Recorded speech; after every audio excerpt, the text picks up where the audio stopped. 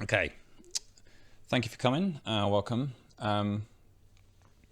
This is going to be the next installment video today about the Pentax K3 Mark III performance, all purely around its face detection and subject recognition, which I think there was quite a bit of hype about when this camera was first starting to come out on the scene.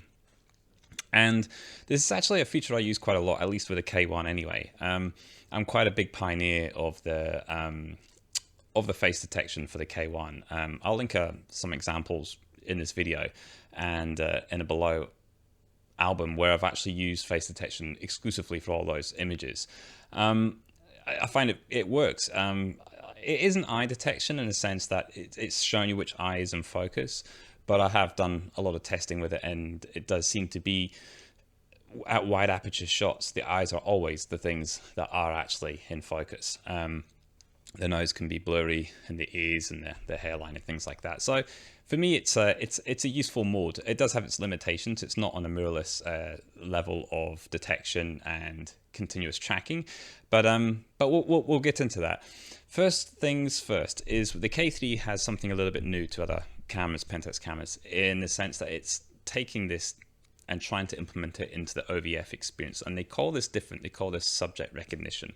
So we have face detection for live view, and we have subject recognition for the OVF. And so whenever I'm talking about those two, bear in mind that's the realm of where we're at with those things. I'm not talking about face detection if I use that terminology, I'm not meaning it for the OVF. Hope that makes sense. So first off, this video I hope will help maybe people thinking about buying a Pentax K3 so they get a little bit more informed about it, and it may help existing users understand it a little bit better as well. Let's first of all talk about the face detection in live view. So first of all, the Pentax K3 still does not have AF.C in live view, and that means autofocus continuous. It means it's not tracking along the Z-axis, so something gets further away from you or closer. It's not up to date and continuously like it can do in the OVF mode. Now, that can be a bit limiting for face detection technology.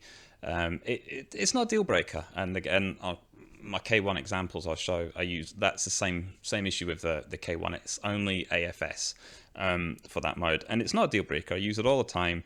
There's lots of times when you do event work and other things where it is paused work, people are standing waiting for a nice photo with their family and friends. It's absolutely fine in those situations. But I was actually hoping that the K3 did actually get this into the K3, and it hasn't managed to get there just yet.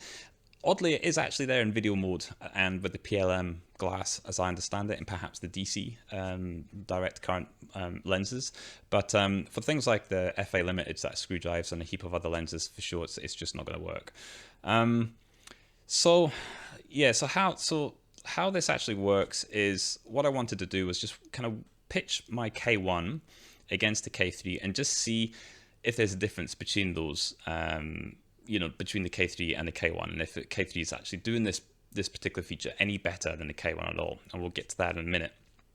But for me, it was a case of just sort of working out with the K3, how it was performing with its tracking. And I think people need to understand that when they see a little box coming around the head, that's the camera's way of saying, I've detected a face here that you can take a photo of. But it is not implementing the focus of the lens, and it's not, changing the focus when it sees it. It may, for example, show a face around the subject when they're still quite blurry. It's got enough to see that there is a face there. It's out of focus, but you need to actually press the shutter down on the camera to achieve focus and take the shot.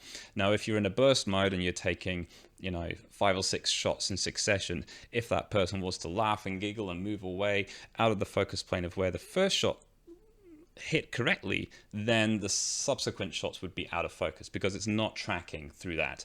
So it's a terminology that we use. We throw around words like tracking all the time, and I think people assume that tracking means autofocus continuous. And in this case, on live view with face detection, it is not. So you need to understand that. You need to continually let go of the shutter, shoot again, shoot again, shoot again, to reacquire focus of the subject as they're moving in that sequence.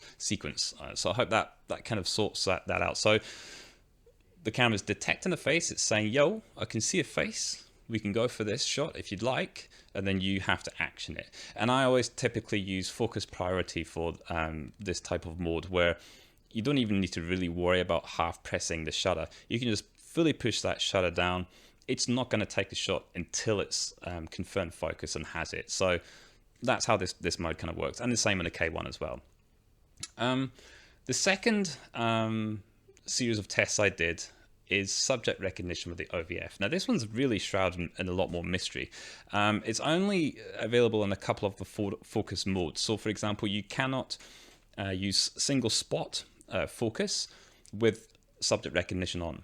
It's not going to work. You have to toggle into, I think it's just 2 types of AF modes. One is basically an auto area where the entire AF points are active, and it's going to look inside as many AF points as it has across the frame and try and find a person, a subject, a face and an eye, and focus on that.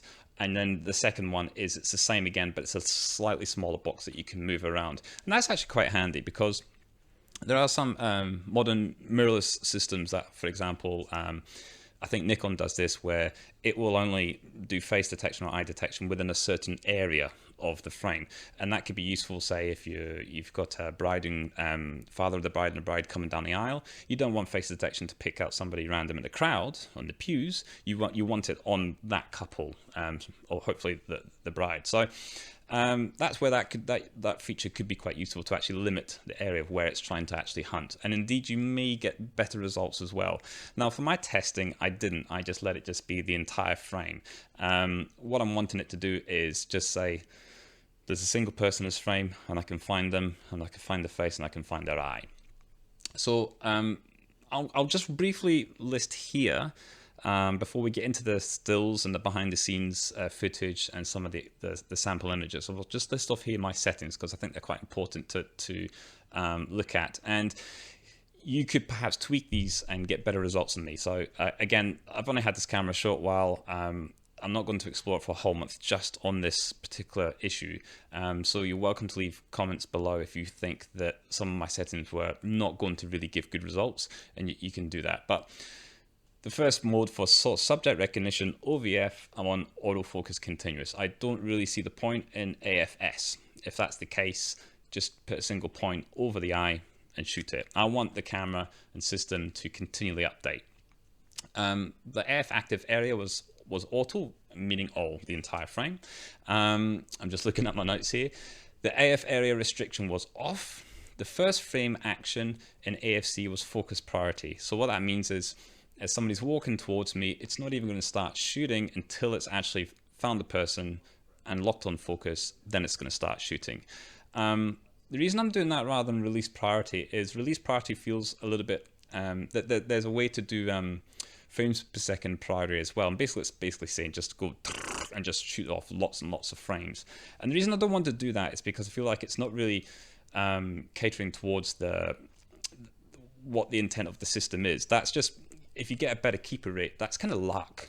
And I'm not trying to evaluate the camera based on luck. I want to actually see how well it's doing in acquiring that focus and then taking a shot as soon as it's got that focus on a moving subject. So focus priority makes sense to me for this kind of test. The hold AF status is off, and from my understanding, what that means is it's continually updating the autofocus, and that would be useful for somebody moving.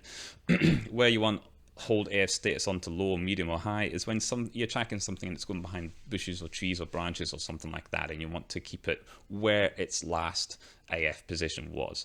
And then there's a few new items on the K3 that I'm not quite familiar with yet, but there was action when AF fails. I just left it at drive lens. AF point tracking in AF.C, I left it on type 1, and obviously subject recognition is set to on and catching focus is off because it's not needed. It's not a manual focus lens. So the 2 tests I did with the K3 was with the FA77, fairly wide open, I believe about f2.2, excuse me, and the 55 to 300 PLM. This was a much harder test for the camera, I think, because although it has very fast AF, what I was trying to do was at the same time as the subject was coming towards me is rotate the zoom and to keep the subject, you know, at the same kind of perspective as they come towards me. So zoomed in to begin with, and as they're coming towards me, pulling back a little bit. So that's asking quite a lot. You're wanting it to focus and, you know, zoom at the same time. So those are the settings, and I'll throw that up on the screen so we can remember that when we start talking about the actual results and what we got. Okay, so yeah, let's just get into that now. Let's so yeah, if face detection, eye detection doesn't interest you for this video, just skip this one. But this what we're going to do next is just actually look at face detection in live view, how it did, how it compared against K1, and then the subject recognition and whether it was doing anything more better than just a single point, AF point. All right, let's get into it.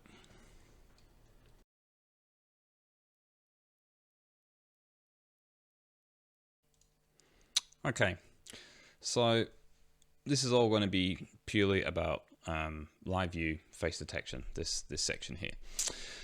What I have here is, I'm just going to just run through these recordings and skip through parts. I try to think of a way to show you what I'm seeing as I'm using the camera. So what I've done here is just mount my DJI Pocket to the back of the camera on some kind of flash bracket, and just sort of get in my studio with my mannequin, which we affectionately call Davo, and just see what's going on there with face detection, how often it's picking up on that face. As you can see right now, in portrait mode, it struggles a little bit from the side especially. At a certain point, the square is going to come up. You'll see it in a minute. As I come in, there you go. And so it starts to sit there. This is a little bit disappointing to see because I felt as though it was pretty much the same as the K1. I noticed the K1 also seems to struggle a little bit more in portrait orientation from the side and sometimes even straight on the subject.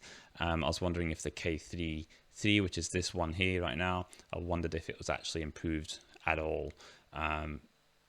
To my experiment test here, not massively better than it was. So you can see when it's white, that just means it's found the face. When it goes green, the little square, that's me actually just half pushing the shutter just to acquire that focus. So yeah, this was just the first one. I'm just trying to see if there's anything else to sort of show here. Sort of just testing different sides. It seemed to be a bit of a same cutoff, same problem again on the other side there. Trying to find the face on the side in portrait mode struggles with a little bit more. All right. This is the K1. You can tell it's old school fonts and thicker box, all the tech. But it did the same sort of thing. It's slower to focus, I think, a little bit. It's not quite as quick. But it's pretty much got that same range. I felt as though as soon as you go into that portrait orientation, it started to struggle with the face a little bit as well. So yeah, I think this face detection, this mannequin is quite a good subject actually, because I used to test it all the time. So if it's working here, it works for, you know, Joe Blogg's face pretty well as well. Things that are going to throw it off are like sunglasses, hair across the face a little bit, it can struggle with. But there you go. You can see it's kind of doing the same sort of thing. I don't think there's a huge night and day difference. Here I go into portrait orientation, and again it starts to struggle, just like the K3 did at that angle. Continually, it's actually just picking up on the light stand in the background there. So I do apologize for the amateur footage. I'm having to constantly rotate the gimbal of the DJI Pocket 2 back onto the screen there. There was just no way to lock it. I went on the forums to try and find out if there was a way to just, you know, control the gimbal head to lock down at the screen, just stay fixed. No, it wants to do its own thing as you move around. So a bit annoying that. I should have just mounted my phone or something. But hopefully you get an idea enough anyway to see what's going on there. So you can see K1, K3 kind of struggling with the detection a little bit, about, you know, the same, to be honest. Let's have a look. I then did the classic test, the sunnies. Okay. Now, this is actually really quite interesting because before I recorded this video, I did the exact same test earlier on the day, just as a kind of run through, and both cameras completely failed to find any focus at all. when Dave, my mannequin, was wearing sunnies. I was actually quite surprised when I was hitting record that it was finding them. I found the fact it's happening here, I would absolutely not rely on at all. I know that when I've been out in the field with the camera trying to use face detection, if people do have sunglasses, it absolutely can throw off the success rate quite substantially. So don't rely on it. The fact you're seeing it working here, honestly, I think it's a little bit more to do with luck than anything else. But it was working occasionally. You can see right now it's struggling a little bit more. Again, sorry, this is the K1 right now we're looking at, the K1. We'll have a look at the K3 in a second. All right, this is not a K1 review, so let's get to the K3. But I think you'll find a similar sort of result as I was finding. Again, I was quite surprised it was finding it, this time, whereas before it just didn't have any joy at all. Trying to see, yeah, do you see it sort of blinking there a little bit, finding it, then going away? Remember when you see the square come up, that's the square saying around the face, that's the camera's way of saying, I've detected a face here, I'm good to go. If it's not coming up the square around the face, it means it can't find a face in the scene. All right. So a bit disappointing though. I was hoping maybe they've upped the algorithm or something to include, shades or sunnies. I live in Australia though. I mean, these are really, everybody wears sunnies. It's, especially at outdoor events. So it's actually quite an important issue. If you live in European countries, you might be thinking, why are you doing this test? But believe me, I'm from Scotland, and when I moved out to Australia, sunnies were absolutely not. You can't drive your car if you don't have sunnies in the car. It's just that much of an important thing to have. Yeah, I think I wore sunnies maybe 5 times in Scotland in 20 years. There you go, taking the sunnies off, and you can see it liking that a lot more, and it's finding that face. My own experience with people wearing glasses, not an issue. As if you can see through those sunnies and see an eye, it seems to be able to penetrate those glasses and actually pick up on the eye behind the sunnies. So I'll show you before in examples of people in the studio with glasses on with face detection. Doesn't seem to be a problem at all. Just it's sunglasses. All right. And then just here, just got some BTS so you can just get an idea here with the K1. And I'll just throw up a few shots here of the success rate and what it kind of looks like. Because sometimes it's a little bit better just to give you an image as well. And shooting at wide aperture here with the FA77 on the K1. And I think I used the FA43 with the K3. So that had a kind of a similar focal length at least. You can see there in the video where it's working, jumping around, hunting. The important thing to note is when you are shooting your subject side on a little bit with face detection, it's a little bit random as to which eye it will focus on. You would hope it would pick the nearest eye. In my experience, is a little bit luck and chance as to which one it goes for. I've tried to work out in the past if it's to do with good lighting or something going on there, some contrast area that it feels it can pick up on a lot easier. Not too sure, but in my experience, it's a little bit more to do with luck than anything else. And this was K3 now, I think. Has it just rolled on to the next video? I think it has, yeah. So I'm shooting now with a K3III. Is there any footage of it? Here I come. You'll notice that actually that the frame's dark here. I'm in X mode at the moment on the K3III. There's a setting in the camera to make this an even exposure so you can see a little bit better than this. So don't worry about it being dark. You can still find the face. It's just so you can know what you're doing when you're in a studio setting and you've killed ambient light. That that can be resolved. That's not a big problem. All right. So I mean that really does kind of conclude the look at this face. That's my concentration face. What an idiot. So yeah, that's a good look to have for clients, isn't it, when they come around for a shoot? I've got to correct that. So I think it was struggling there. I have noticed that face detection definitely varies in success depending on the available light. I'm in late afternoon now. My studio's actually getting a lot darker than it looks here. So it was getting harder. And this is us running into the PLM test. So we'll just take a break quickly there before we run on anymore. And I'll explain what we're doing here. That will be my boy, my willing subject. You have to get some pocket money for this. All right. And I'll throw up the images and sample rates that we've got. We're going to go through a series of tests here where he's walking towards the camera in landscape mode and portrait mode, and a run test. And we'll get to that next.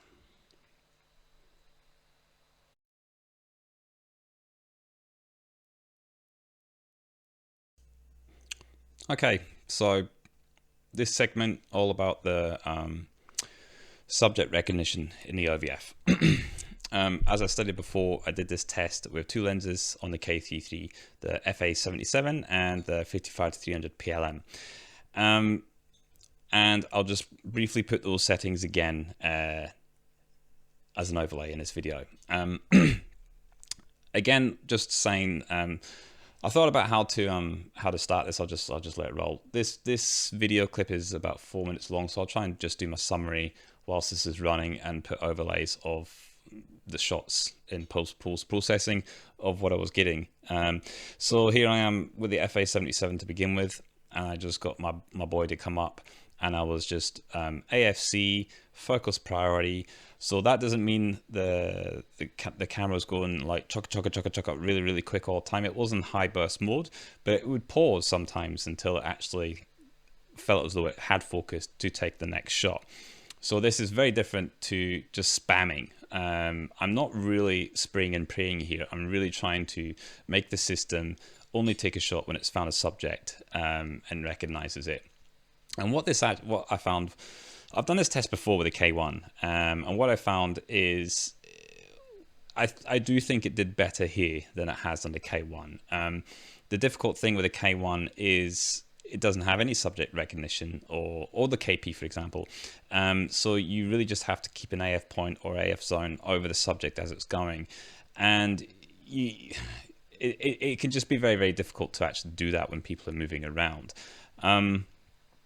Here, I just let, it just find the subject in the entire frame. So I'm not limiting the focus point to just on my boy or anything like that. It's the entire frame. And it is more often than not trying to choose him as focus. But because this is OVF rather than live view, we do suffer from front and back focusing issues. So some shots are soft because even though it's acquired focus, there's maybe some focusing issues there. Now I have actually fine adjusted all my lenses for this test before we began, so that's not an issue. If it's soft, it's just, I feel as though it's a case of it finding focus, taking the shot, but by the time it's done that, he's slightly out of frame again.